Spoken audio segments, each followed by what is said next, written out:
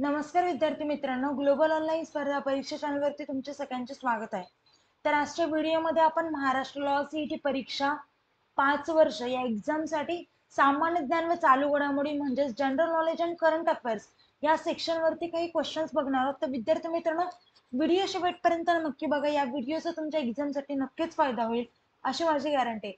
तर जे स्टुडंट्स आपल्या चॅनलवरती नवीन आहेत त्यांच्यासाठी एक गुड न्यूज म्हणता येईल. तर त्यांच्यासाठी आम्ही एक कम्प्लीट कोर्स अवेलेबल केला आहे. त्यामध्ये तुम्हाला live video lectures, recorded lectures, full syllabus test series, त्यासोबतच 2000+ MCQ क्वेश्चन बँक आणि फुल सिलेबस नोट्स देखील मिळतील. या नोट्स मराठी आणि इंग्लिश या दोन्ही भाषेमध्ये अवेलेबल असते. एकदा का तुम्ही आमचा कोर्स जॉईन केला त्यानंतर तुम्हाला आमच्या व्हॉट्सअप ग्रुपवर देखील जॉईन केलं जाईल. ओके. आणि या सर्व गोष्टी तुम्हाला खूप कमी प्राइस मध्ये अवेलेबल करण्यात आलेल्या आहेत. अजून काही कोर्स बद्दल माहिती हवी असेल किंवा कुठल्याही प्रकारचे डाऊट्स असतील तर मी स्क्रीनवरती 2 नंबर दिले आहेत, त्या नंबरवरती तुम्ही कॉन्टॅक्ट देखील करू शकता. आता हा कोर्स ऍक्सेस कसा करायचा किंवा एनरोल कसा करायचा, तर त्यासाठी global online application play store वरती जाऊन डाउनलोड करा. त्यानंतर ऍप्लिकेशन ओपन करा. ऍप्लिकेशन ओपन केल्यानंतर नाव आणि नंबर एंटर केल्यानंतर तुम्हाला इंटरफेस समोर येईल. इंटरफेसच्या पहा डाउनलोड साईडवरला स्टोअरचा आयकॉन असेल त्यावरती क्लिक करा. त्यावरती क्लिक केल्यानंतर तुम्हाला कोर्सेसचं पेज ओपन होईल. कोर्सेसच्या पेजच्या सर्च बॉक्समध्ये सीईटी असं टाईप करा.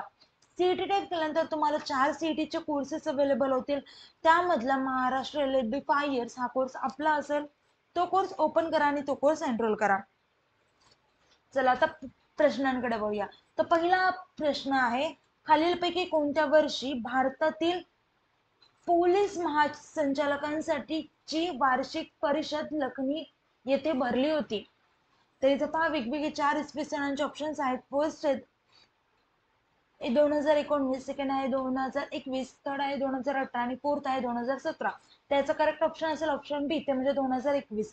तर उत्तर प्रदेशातील पहिली अखिल भारतीय पोलीस महासंचालक DGP आणि महानिरीक्षण IG परिषद 19 ते 21 नोव्हेंबर 2021 दरम्यान लखनौ येथील पोलीस मुख्यालयात झाले होते आणि हा प्रोग्राम इंटेलिजन्स ब्युरोद्वारे केला गेला होता.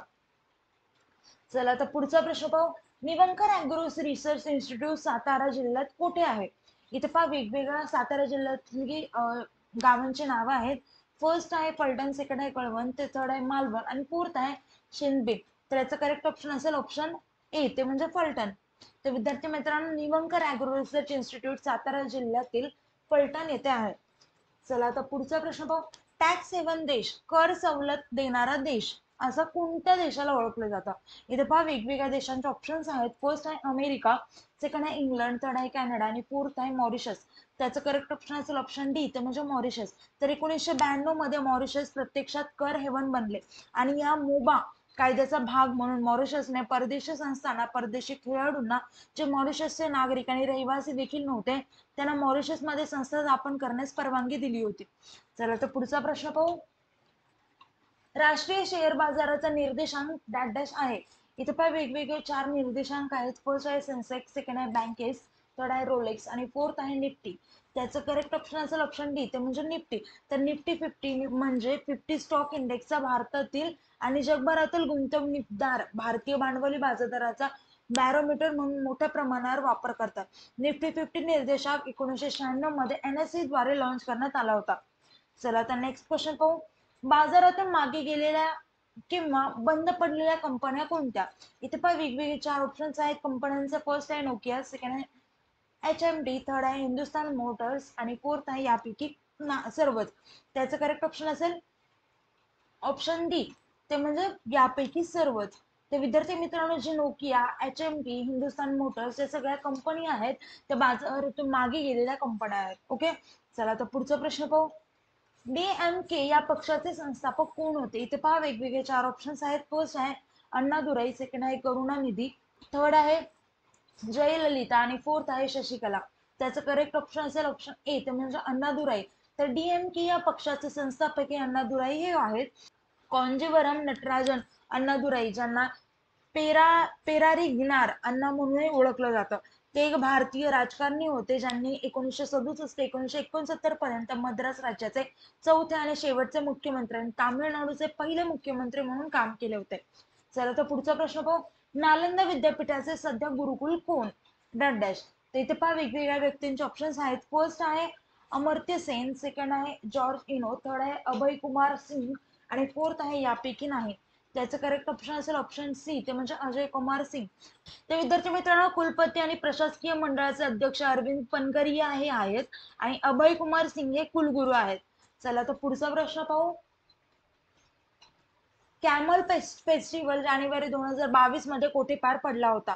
इथे पहा वेगवेगळ्या ठिकाणांचे ऑप्शन्स आहेत. फर्स्ट आहे बिकानेर, सेकंड आहे जैसलमेर, थर्ड आहे अजमेर आणि फोर्थ आहे बारमेर. त्याचं करेक्ट ऑप्शन असेल ऑप्शन ए, ते म्हणजे बिकानेर. तर कॅमल फेस्टिवल जानेवारी 2022 मध्ये बिकानेर येथे पार पडलं होतं. चला तर पुढचा प्रश्न पाहू. रणजी क्रिकेट ट्रॉफी 2019-20 विजेता संघ डॅश आहे. ते पहा वेगवेगळ्या ठिकाणांचे ऑप्शन्स आहेत. फर्स्ट आहे मुंबई, सेकंड आहे कर्नाटक, थर्ड आहे राजस्थान आणि फोर्थ आहे सौराष्ट्र. त्याचं करेक्ट ऑप्शन असेल ऑप्शन डी, ते म्हणजे सौराष्ट्र.